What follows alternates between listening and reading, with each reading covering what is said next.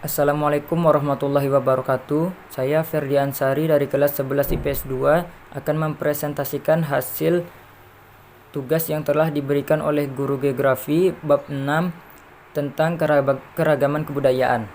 1. Carilah bentuk kebudayaan di Indonesia, yaitu Pacu Jawi. Pacu Jawi adalah salah satu upacara adat yang dilakukan masyarakat Sumatera Barat secara turun-temurun.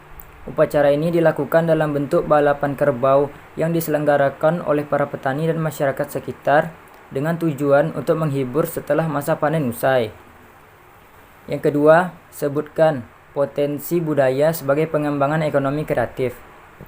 Di era sekarang ini, penyelenggaraan Pacu Jawi diharapkan bisa mengangkat ekonomi kreatif yang saat ini sedang dikembangkan. Titik kuncinya penyelenggaraan Pacu Jawi harus memiliki inovasi setiap tahunnya agar penonton tidak bosan. 3. Apakah ada efek negatif dan positif virus COVID-19 terhadap potensi budaya tersebut?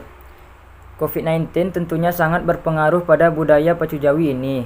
Pacu Jawi tahun ini dan kemarin tidak bisa dilaksanakan karena Pacu Jawi akan menimbulkan keramaian dan timbulnya penularan COVID-19. Baiklah, sekian dari saya. Baiklah, kembali lagi bersama saya Ferdi Ansari. Di sini saya akan mempresentasikan tugas geografi bab 7 tentang mitigasi bencana alam. Di sini saya akan menjelaskan mitigasi bencana alam banjir.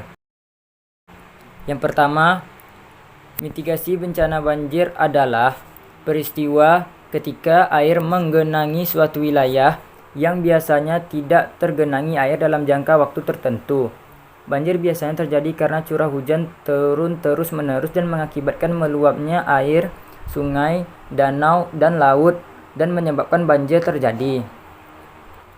Baiklah, di sini saya akan menjelaskan saat terjadinya banjir, kita harus yang pertama jangan panik. Kita tidak boleh panik, kita harus tetap tenang dan kita harus bisa mengontrol emosi kita. Yang kedua, bawa barang-barang berharga dan bahan makanan dan obat-obatan. Di sini kita bisa membawanya supaya nanti jika terjadi hal-hal yang tidak diinginkan kita bisa mengatasinya dengan hal berikut ini. Yang ketiga, selamatkan orang-orang yang berada di sekitar kita. Kita harus menyelamatkan orang-orang yang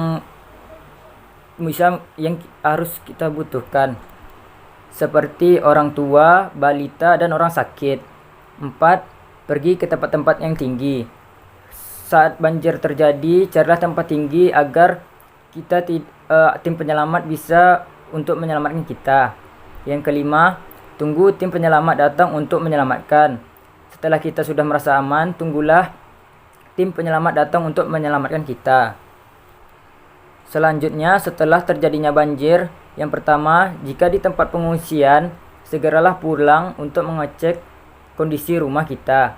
Yang kedua, periksa lingkungan sekitar supaya apakah ada yang bisa diambil untuk dimanfaatkan dan jika ada yang bisa.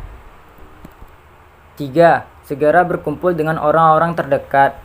Kita harusnya berkumpul supaya kita bisa tahu siapakah anggota keluarga kita yang selamat. Yang keempat, bersihkan rumah yang diterjang banjir termasuk alat elektronik yang kemasukan air. Baiklah, sekian dari saya. Apabila ada kesalahan kata saya mohon maaf.